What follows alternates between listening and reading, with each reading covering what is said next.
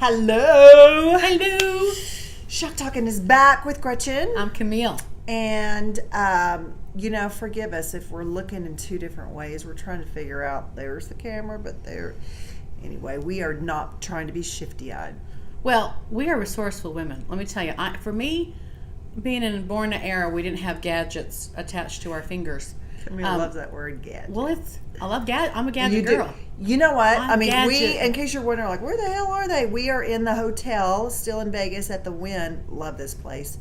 But Camille is the queen of finding stuff out. We're improvisation, research. I'm not kidding you. If I said to Camille, you know what? My pinky finger nail is growing a little bit cattywampus, she'd be like, let me figure that out. Got it. There's a gadget for you that will straighten that baby out. No, I do. I appreciate that. Thank you. Yeah, I will do that. I'm the mother of improvisation. I have to be. As single moms mostly. Yeah. That's kind of what we do, right? Yeah. Yeah. And it's funny, don't you? I mean, I know, we were talking about this earlier. For those of you that, you don't have that manpower, because here's the deal.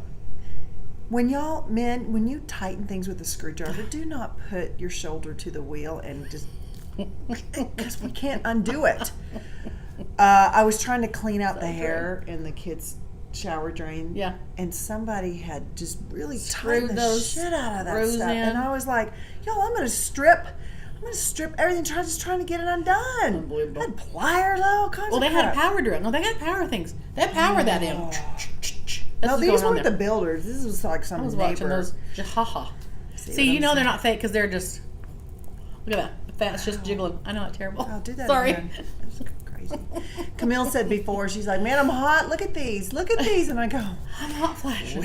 We know, honey. Girls out there understand hot flashes. Okay. We got some serious business to go over with y'all, though. We do. So Camille and I have been working on this series called Starting Over. Yeah.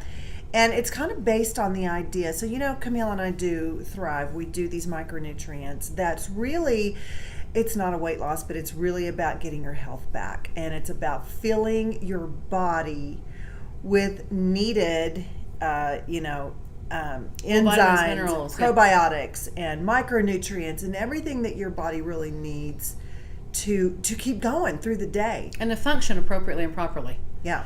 I have emotional gaps. We have emotional gaps and we have nutritional gaps. Yeah. And we were discussing this because my piece of where I've spent 27 years behind the desk is dealing with emotional gaps and emotional blocks where people lost power. Mm-hmm. And where you've been successful is in the physical piece of this. And I'm learning so much from her. My body's changing just by listening to what she says. And she says things that I've kind of said all my whole life. I'm kind of an all or nothing thinking. If I had, some carbs in the day, I'll blow it. Screw that. I'll start tomorrow. That's just ridiculous. And I think a lot of people do that. But a lot of things that you've said to me, it's like, well, that's me. Well, that's me. Well, that's me. So, I just haven't really ever had the peace that I needed to really be my best body self.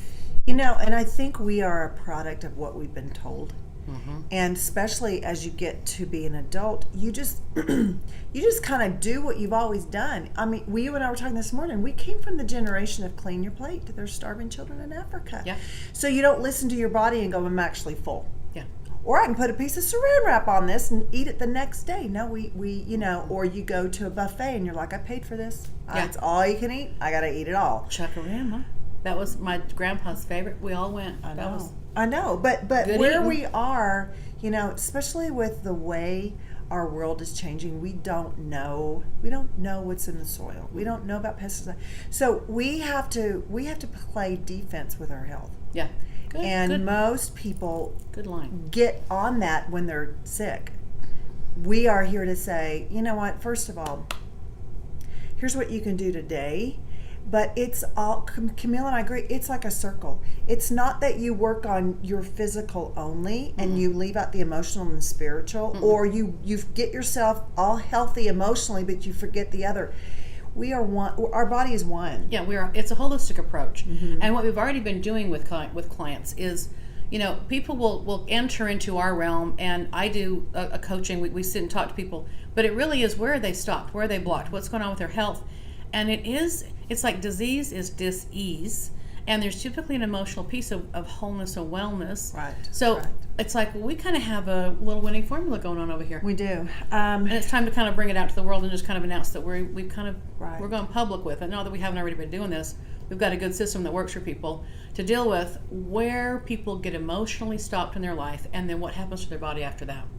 Because, I mean, really, our health state, and that means not only our organs, but also physically what we look like, is a byproduct of what's going on in our lives. Right. For instance, how many times do we as humans, men or women, we eat around emotions? Oh. You got a straight A on your report card. Let's go celebrate and have ice cream. Yeah. What does food have to do with it? But we have become a generation and a society that we eat around food. Which ain't bad. I that's never going to change. That's kind of part of the, I think in the past they would slaughter a calf, and that was kind of a celebratory thing. But it was celebration times. It wasn't daily time. People binge daily. Yeah. I mean, desserts are every day and every meal, not necessarily on a celebrated event. So really what needs to happen is you have to learn to listen to your body. You have to learn, like just this morning, Camille and I both knew that we needed protein. You can tell by the way your body feels and what it's craving. And when it talks to you and says, I need carbs, I need protein, and if you don't know what those are, that's why we're here to help you. Your body is saying, this is what I need. Correct. Now, women particularly don't want to give themselves permission to work on themselves physically. Somewhere along the line, we've been told if you do that, you're not a good mom. Yeah. You're not a good wife. You're not a good, CEO, whatever it is. If you actually spend some time, you're vain and you're selfish. And you're selfish, right? I'll tell. And when you said that to me, here's my racket. Here's where my shit talking to myself is, I was a single mother most of my adult life. I got up, my schedule was drop kids off 7, whatever in the morning, get to work straight through lunch. I didn't have time for a break because I had to be home at 3:30. Right. Because I couldn't afford a sitter for them to sit with for 2 hours till I worked till 5 o'clock. I got to get on the road. I didn't have a break. And so I had breakfast, starved myself all day, then I had dinner with my kids. And then I think, I'm going to go to the gym for an hour. It's probably a 2-hour trip, for you get there, get ready, shower, whatever. And I thought, I can't leave my kids like that. I'm already left them all day long. I felt guilty for going to work out for my kids. And then I figured out, well, I've got a treadmill and I got some things like that. But it still was, I had homework. I had things to do with my kids every night, or pets, or cleaning. Like it's, when you are it, like you've been a single mother most of your adult life too. When you're I felt selfish for doing that. And then I would, because I was defensive about how I looked, or I wasn't thin, or I wasn't fit like I wanted to be, I would make that wrong. Well, at least I'm not a skinny bitch. I have these stupid things that I would say to myself or say to others, and it's a way of just kind of deflecting that I really felt like I should be taking better care of my body. But do you see that circle? Yes. And that's the circle we're talking about. Yes. While you're trying to meet and match your children's needs and everybody else's needs. What about our needs? Deep down inside, because that voice kept saying, you need to, Right. and you fought it back by saying, but I've got this and this and this, and I don't have time. We all do that. Well, and let me tell you emotionally what I went back to, because if I was going to have a session, I did a session on myself this morning as I'm working through this with Gretchen. It was, well, where did I get the idea that going to the gym was selfish? Well, when my dad was out of work, he was laid off at Geneva Steel in Utah County. And he did not have enough money for bills. And my sister and I went and got a gym membership. It was like 22 a month, and we were doing aerobics every day. And oh my gosh, my dad, you signed a contract, it's for $300. I mean, he lost his mind when we were 16, 17. But I wanted to be healthy and fit and look good, and he could not. He was just paralyzed, thinking, I don't have room for one more bill. And I said, I'll pay for it, Dad, I'll pay for it. And then he would say, you want to work? You want to work out? You come work on the farm with me. You walk up and down those rows. You come prune trees with me. You'll develop muscle. So I knew where he was coming from. I don't fault him. I think he didn't have a luxury penny to spare. But I felt really guilty and shameful that I was putting my dad through all that. And I paid that off. I never took money from my father ever since that. I mean, I lived there, but I got a job, full-time job. But here's what's really going on. I know for me, and maybe there's some of y'all out there, men or women, your need to work out or to exercise, whatever you want to call it, who cares if may not ever really be about what you look like. Maybe it is your escape. Maybe it is your mental way of going, You know what? This is how I'm going to deal with my stress. Which, man, that is exactly me. What did you call it this morning? This is your deposit. Yeah. Your self-deposit, which is a great term. When I knew I was going to go through a divorce, something in my gut said, "You better take care of yourself." Because you're meaning, you got to always work. You can't be sick because your kids are going to depend on you. That has proven to be true. And working out for you was how you became a better mom. That's what you said to me. Yeah, I did. I told my kids, I said, if you will give me an hour, I will be a better mom. And there is no exception to that. So, so this was fascinating because we discovered this yesterday too. When people have to do something, and again, it's typically a health crisis or an emotional crisis, a breakdown in relationships or marriage, a death, that people find me or they find her for help. People don't seek help unless they're in pain and they need help. When it becomes a must or I have to lose weight to save my heart. I have to, deal with my anger or I'm going to lose all my friends and family. I have to deal with my addiction, my alcoholism, my smoking. It's killing me. When it becomes a must or a have to, and that's what you're saying, you did. When you were going through a divorce, it was a have to for you because you saw a future. And this was brilliant. Say it. I'm sorry, I'm talking for you, but I just loved what you were. I learned so much. I learned so much from her. Really. It's funny because in my profession, okay, so as a model, as an endorser, and so forth, your physical really becomes your selling item. Very true. And while a lot of people go, "Oh my gosh, that's so vain," whatever, it is what it is. It's marketing, it's advertising, and that's how you earn money. That's just part of my job, right? If I lost my voice, I'd be in so much trouble. Yeah. So, the truth of the matter is, and we've talked about this. You and I, we can diet, guys. We know how to drop weight. We can just stop eating. But if you look at the circle of all of that. And what that means is, if you deplete your body of love, if you deplete your body of forgiveness, if you deplete your body of nutrients, you will pay for it. True. It always comes back because our body is actually a living organism, right? True. And to take care of all of it is part of that circle. This is what Camille and I mean when we say starting over. No matter what age you are. Or where you are in your life. No. I mean, really. You start today, every day. Your body never stops, right? That heart beats all the time. You have feelings all the time. You have, you have a need to eat. It never stops. So why are you stopping on you? Why do you get to what? And I say you, meaning all of us. Yeah. Well, even them out there. That's why they're listening to us. Right. Yeah. Why do you put you last? Yeah. Because it's not vain. Because when this shuts down, when your heart shuts down, and I don't mean necessarily and you die physically, but emotionally, when you shut down, what are, if you're trying to be the best mom or the best dad or the best CEO or the best neighbor or whatever that is, and you have let down that machine, you can't be your best. So why not learn how to overcome those fears of things that keep you from growing, right? Totally. So when you talk about people that suppress things that have happened in their life that are really holding them back from being better, and we talk about this in relationship, for those that have been divorced, you see all the time, Camille, I know you do, people go back to the same type person they left. We're in a pattern, that's right. Because change is scary. Yeah. And self-recognition sometimes is like, I'm not ready to deal with that. Yeah. You last night were given a reading. Yeah.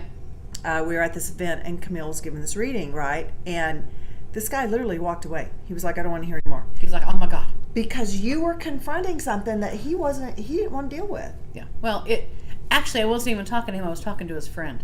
And he was just like, whoa. And his friend grabbed him and said, you got to hear what she's saying. You listen to this? You listen? And he's like, it freaked him out so bad. He's like, oh my gosh. And he couldn't be with that because I think there was either something in him or it just, the insight with some people is a little intimidating. It's like, I thought I had that all covered up and hidden. Right. And then they meet me and he's like, whoa, where'd you come from? I'm like, I'm just watching, I'm observing. And some people I know I cannot read and I don't even get in their space because they don't want to be known. This was a borderline issue. Well, and the truth of the matter is, for any of us, no matter what age or sex we are, you really need to take inventory every day. Where's your integrity? Yeah. Where is your accountability? Where are you? Because I think we go like, oh, another day. You know what? I ate that brownie. Yeah. I'm a piece of shit. Yeah. Or I didn't get to the gym, or I didn't go for that walk, or I didn't do homework or play with my kids. All or I'm nothing. a terrible person. All or nothing thinking. That's me too. Yeah, yeah. Yeah. Yeah. And then they quit. And so what happens to your circle is your circle stops. True. And then all of a sudden you're not complete because you tend to focus, and I say you meaning all of us, you tend to focus on what you did that was not acceptable in your mind instead of going, okay, you know what, tomorrow is a new day. Yep. You know, did I physically hurt anybody today? No. You know, did I cause my bank account to go to zero? Probably not. Give yourself a break. Well, and this is the piece that when we talked this morning, that there is a reason we do what we do. So for me, here's my story. Okay, I'll just tell the world. So I was 5 years old and I'm picked up by a kidnapper, put inside of his coat and taken to the edge of a park. Now, a 5-year-old little girl, I remember thinking, you know, I am never going to be easy to pick up again. I'm not going to be light. I want to be heavy. Now, and you can watch my little pictures of school pictures and you can see me getting chubbier and chubbier. Now, and so weight to me, you know, I've kind of been offended sometimes when, oh, you'd be great if you just lost some weight. It's like that weight honestly is security. Yeah. It is wired emotional security for me. Now, I logically know that, and my piece of this, as I'm doing what you're coaching me to do, and I'm doing the weights or the workout, and I'm doing it at home, y'all. I'm not probably going to go to the gym. I want to hear my body. I'm really trying to get in touch with how I feel about things, because I am great at over there. I can read anybody. I can figure anything out. And the painful piece of it, if you are a person that fixes other people and fixes life, is when you stop and you focus on you and you be with you. Whoa, there's some self-abandonment. There's some self-discovery. There's some self. Right. We got to deal with ourselves, you know. And I matter. I'm like, I want to do an I matter makeover. It's like I have to matter to myself now, because I don't want to be a burden on my children. I don't want to, you know, die obese and heavy. I don't want to be unhealthy. I'm independent. Yeah. My big thing is I want to have freedom and independence, and I would rather not be alive if I was going to burden my children with a health crisis, right? And you know, the thing that's really important to remember is how you treat yourself emotionally, physically, and spiritually today is your deposit for tomorrow. Correct. And tomorrow and tomorrow. So especially, I mean, I hear a lot from people in their 30s or people that don't have an issue with being in shape or whatever. I'm fine. We don't know internally, you know, you've seen this before. You have people that walk in your door and physically they look like epitome of health. I was one of them. But deep down inside, not even deep down sometimes, just inside, emotionally, the tsunami and turmoil that's going on is going to actually wreck all that other stuff because that circle is interrupted. Well, it's all connected. Our body, our mind, our soul, our emotions, everything. And again, disease is disease. Whether you're thin or heavy, it isn't about being thin or heavy. It's about being healthy, overall being healthy. And when I focus on being my best body, my best health, my best mental state, that gives me a future to live into. When I focus on, I want to get skinny and I'm stopped. Like I really am not enrolled in that. The enrollment conversation that I enroll myself in is I want a future where I'm continually independent. I want to be stronger in my 50s, 60s, 70s. I was in my 30s. Right. I want to be mobile. I want to be young forever. Yeah. That's really my goal. And so that's my why now. Not being heavy so no one can pick me up and throw me around. Right. Yeah. But look how long it took for you to go, I get that now. Yeah, I had to discover that for myself. But this is our piece of it. So there's diet plans. There's a $1 billion industry out there on dieting, fitness, and exercise. That's the thing. The unique piece of what we do is I'm looking at a person and I'm saying, why is that a good idea for you? And so when I sit down with anybody for any behavior, smoking, drinking, sexing, any sort of vice, the vice serves a purpose. The fat served a purpose. So I'm going to figure out with everybody, why is that a good idea? Now, once a person understands their own psyche, they go, well, no kidding. And that's when I was like, well, I needed that to survive, or I wouldn't be able to get through what I had to get through. Emotionally, it comforted me, it calmed me down. And it was just it was this decision. A 5-year-old thought, well, if I were heavier, that wouldn't have happened to me. Now, that's not true. But my little brain, that was my solution to my problem. And vices are a solution to your problem. So Every vice you've got, you need it for some reason. Now, is it causing harm to your body? Is it causing harm to your relationships? Probably. But until you look at and process through what that vice is really about, you won't be able to change your ways and maintain it. You know, we had a gentleman we know that lost a lot of weight and gained it back, but there's an emotional vice attached to it. He knows exactly what to do. He just doesn't dare do that just yet, you know? Right. And until you can work through the emotional piece, and he's going to process the emotional piece of this out, he will continue to self-destruct and self-sabotage. You know, I know a lady that in her 20s and as a kid and so forth, she was very thin, very lean. Yeah. She got married and had never, ever worn lingerie. And, you know, got the courage to actually wear that one day or night or whatever. Anyway, for her husband. And her story, her definition, I don't know, but he laughed at her. And what that did to her emotionally was... Well, he laughed. He laughed. Whether he laughed at her or, honey, what are you doing? I mean, I've never seen you in this. Right. I don't know. But she took it as... Her interpretation was, you know what, you will never... Me. Yeah, I'll never put myself in a vulnerable situation with you again. So she gained weight. So she gave all that up. Yeah, but she used him as the excuse, and then therefore, I mean, really, where's your happiness in that? Yeah. You know, so what did she end up doing? She kind of hated him for the rest of their marriage because not only emotionally was she hurt, she didn't like herself. Yeah. You know, and so starting over means, okay, let's get to the core. We're going to clear it. Of why we are the way we are, because our body ticks and reacts based upon our emotions. And we set it up, y'all. It isn't an accident that I am my weight or that I am my health issue. There are no accidents with our body. Our bodies are responding to what we are telling it to do, subconsciously, unconsciously. I know that for a fact about myself. Yeah. Well, I mean, anybody, you know how your body reacts, say, to sugar. Yes. You know how your body reacts to too much salt. So when you know these things, okay, use that as education. Don't use it as a punishment.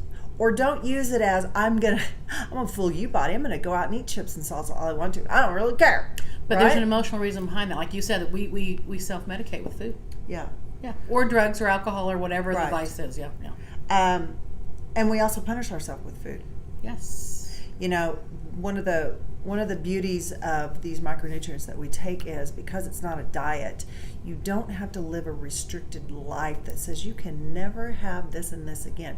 You know, people make fun of Oprah going, I love bread, you know, but the truth of the matter is her body does. She knows what her bread does to her body. Right, but and she loves it. So figure out a way that you can still have your love. Yeah.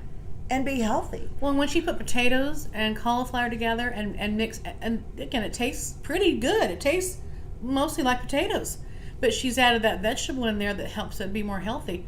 Again, meet it halfway. You're right. I mean, still figure out a healthier way. I think the most important thing, and I get this all the time because I'm 52 and people are like, how do you stay in shape? And you know what? You stay in shape by starting today.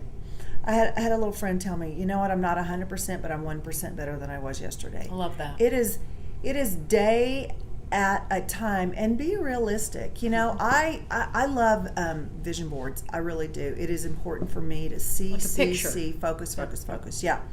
And I had taken a picture. I don't know who she is. She's on Instagram. I don't know. She's just a picture. Some follower. Yep. I don't even know. It's just a picture of a girl and her body. And the trick is, you have to find a picture that is actually something you can... Attainable. Yes. Yeah. Yeah. So why would I find a picture of somebody that's, 18 years old? My tatas are not going to be up there like hers. Well, unless you find a good plastic surgeon. Well, I'm just saying, for me to go, okay, that's my ultimate, I want to look like that. You got to be realistic with yourself. You got to be realistic, yeah. Right? And so say you've got 100 pounds to lose. Don't put a picture up of somebody that's a size 2. And think you're going to get there in 3 months. Because all you're going to do is tell yourself, I'm not good enough. I can't do it. And every time you see that picture of something that is so far off, I would suggest do stages of pictures. Here's somebody that is maybe 10 pounds, pound size, whatever you want it to be. Work your way down. Guys all the time will do this with fitness. They will look at a bodybuilder and be like, that's me, man. I'm a former athlete. I can do this. Truth of the matter is, when you let your muscles go, men or women, and they have not been exercised, they have not had resistance, they haven't done anything essentially in an X amount of time, it's going to take some time to do. And the older we get, things have to adjust. Right. I think the biggest thing with men is they think, well, you know what, when I was in high school, this is what I used to do. And they immediately pick up and take off where they knew there was success. They left off, yeah. But because your body changes, because things change, you're not going to have the same result. Right. It's going to be harder. It's going to be harder. And the older we get, it is harder to lose weight and be fit, yeah. And I mean, that's why you can't have the same routine and get good results. You have to switch it up because your body goes. Yeah. You know, it's just like I kind of think about my dogs, you know, and they get into a routine and they love a routine. And when you know, it's like Gus the puppy, man, he has got his naps down in the morning. And if anything disturbs that, he's like, well, that's not what I want to do, right? So our body goes, wait a second, I like the comfort of doing Monday, Wednesday, Friday, and I'm going to do the same thing every day. Yeah. You won't get results because your body gets lazy and comfortable. So we acclimate to it. Yeah, you acclimate to it. I get it. And it's just like being set in your ways emotionally. It's true. If you decide, you know what, I'm going to shut and compartmentalize that part down. I'm never going to have to think about it, and I'm going to avoid it, and I'm going to work on other areas of my life that I'm going to strengthen. That doesn't go away. No. Well, and hidden emotions, buried trauma will come out in uglier ways. People do have to have a vice. They do have to have some way of masking or dealing with their internal pain. Yeah. We all have an internal state. Like, we're always talking to ourselves. I mean, you know, if you just sit and be with yourself, you have a chatter in your head. We all have that. We do. And it isn't always loving and positive and supportive. It's, what are you going to do? You can't go out looking like that. You best lose some weight or you're going to, I mean, it's just a make wrong. It's a constant make wrong. People that can rise above their internal state will make things happen. And I think when people enter any goal setting or journey, when we take on clients, you know, we are going to confront at the present time level where people are emotionally, physically, spiritually. Where are they blocked? Where are they stuck? And you know, I took a few notes because I think what I wanted to kind of put out there is it's basically starting over every day, renewing yourself, renewing your relationship. Mm-hmm. And as you take that on, like for the piece I do, I'm discovering with people, where did you lose your power in life? Where did you get stopped in life? Is there a suppressor in your world that has kept you down? Is there someone in your past that really did harm you? Is there past trauma? Because if that stuff's still in your system, like with me and the kidnapping when I was 5, right, until I processed that stuff out, I would have automatic reactions to big men. Like he was a big guy. I'm little, so I'm 5, so he's a big man no matter what. And I stuttered for a while. But I would have automatic reactions to ice blue eyes and bigger men, butch haircuts. These are automatic reactions. Nothing's wrong with those things, but back in the day, he was a military guy. He was in a uniform. I was uncomfortable, and I couldn't really go. I had to stop and go, what am I being reminded of? But if you've got past trauma and you haven't cleared, it is going to constantly direct you. It will help influence your behavior. Yeah. It's almost a self-sabotage. And then we put it on people like every military guy is not dangerous to me. But what I do with people is I figure out, okay, I'm going to discover where you're blocked, where you're stuck. Is there something in your past, a past trauma? We have to get that out of the way. We clear it. It's different than therapy. It's different than clearing. To me, I'll tell you what it is. Clearing is basically you deal with that incident, whatever it is, and you figure out what the impact of it. You have to go through the impact of it. So we relive stuff in my office. I mean, people are on the floor crying. They have pounded through the wall. I mean, there's stuff that I am not going to, I don't shrink away from that stuff. I can hear the anger. I can hear the pain. You have to deal with it. You really have to face it. Mm-hmm. If that's not stopping somebody, then it's usually some sort of long-term upset, which can be called depression. People that have depression have an upset of long duration they've not really resolved. Now you got that stuff going on. Working out doesn't seem like it's not a big deal. They don't care. They're in their pain and they're not in their present time. They're not managing their future. But future's coming, y'all. Body's going to go through what it goes through, and we're going to lose mobility if we don't take care of it, like you said. One more thing. Hold on. One more thing. Oh, yeah. And the other pieces that I make sure we deal with is quandaries. People that have life on Groundhog Day over and over and over, same kind of experiences, is because they live in some sort of quandary. A quandary is you're damned if you do, you're damned if you don't. There's two equal and opposing intentions going on. hypothetical, I love my children, but I'm not happy with my husband, I want a divorce. But I can't leave because I don't want to hurt my kids. So people stay in this stuckness for years, and you have to resolve the quandary and work through all that, and you have to negotiate with yourself on what you're willing to give up and sacrifice and compromise. But people don't sit and talk about that. They don't sit and work through that with anybody, but that's what I do too. And that unblocks people and then make sure that's all there is. While you're looking at that quandary, also can be you. You know, what if you're like, I hear women all the time going, you know what, I'm not going to go to that party because I don't have anything to wear. The truth of what they're saying is, I don't like who I look like, me, and what I'm going to look. I'm going to be judged, and so I'm not going to put myself through that. So I'm just going to stay home. So there's a quandary right there. Mm-hmm. I want to go socialize and meet new people, but I don't want to be seen. Right. I don't feel good about myself. Right. But what wins out? Not usually the risky move. You know, the change move. It's I'm just going to stay home and play small. So to really change, you got to get uncomfortable. Mm-hmm. That's another piece of this. And I'm rigorous with people, and it's kind of uncomfortable sometimes because we have to talk about the things we don't want to talk about. The last piece that I deal with people is guilt. People that have something they've done in their past, or they had a religious background and guilt was just pervasive. It's like drinking the water they mm-hmm. lived in. Guilt is something that really does have people doubt themselves. And so and you can get complete with something you've done in the past that you harmed somebody. You can forgive yourself. But until you do, and I think there's a worthiness piece of that, and that's where you come in. It's like, what you said earlier, which was renewing yourself. It's like, are you ever going to let yourself be first? Can you be first in your life? And do you matter? And what are your thoughts that keep you in this behavior, right? Right. And so it is kind of a worthiness thing. Are people ready to really change? That's part of it. Khloe Kardashian, I may sneeze. Sorry, y'all. It's coming. Sorry. God bless you. It doesn't sound pretty. It doesn't look pretty. We aren't starting over, so just deal with it. No, we're not. Khloe Kardashian's show, Revenge Body. Yes. The whole concept to me is really interesting because this is what she always says, who do you want to get revenge on? Now, I will give her credit because ultimately what she says is... That's her motivation right there. It is really you that is needing to make the change for you. But everybody that comes in says, I want to get back at my parents or my dad or unattractive, whatever that is. Let's probably sneeze again. I'm so sorry. That's right. And so I watched this one where this cute little teenage boy liked this girl for a long time, and she was in the friend zone, right? Mm.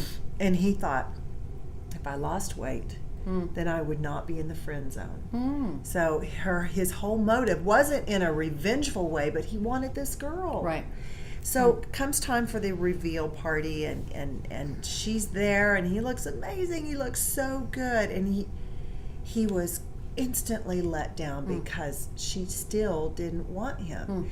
And my point, and what Camille's point in all this is you can't do it for somebody else. So when you put yourself first, you are doing it for you. And who in the hell is going to tell you you're not worth that? Right.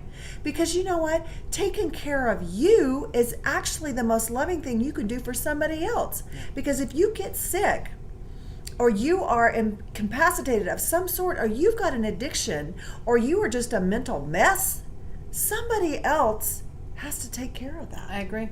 And, the worst, we can't be our best when we don't feel our best. Right.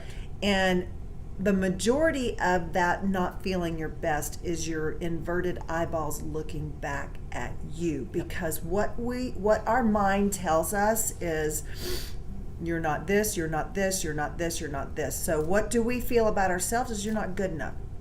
Then what do we say to our kids, especially those that play sports? Oh, you had the worst ump. He made the worst calls. Instead of saying this is how a game goes. Right. You know what do we need to work on? Okay, yeah. So we set our kids up. So you're saying it kind of lowers your ability to have integrity. Kind of lowers your standards, really. It keeps you from seeking a better you because you constantly are justifying why you are the way you are. Starting over for us is, and trust me, you know what? We were just talking about this morning. When I was married, there was no chance in hell I was going to be able to get a gym membership. Right. So what did I do? Everybody would go to bed, and I would go downstairs in the basement. I filled up mason jars with water. It didn't equate to much weight, but it was something I could do. And I had an exercise ball.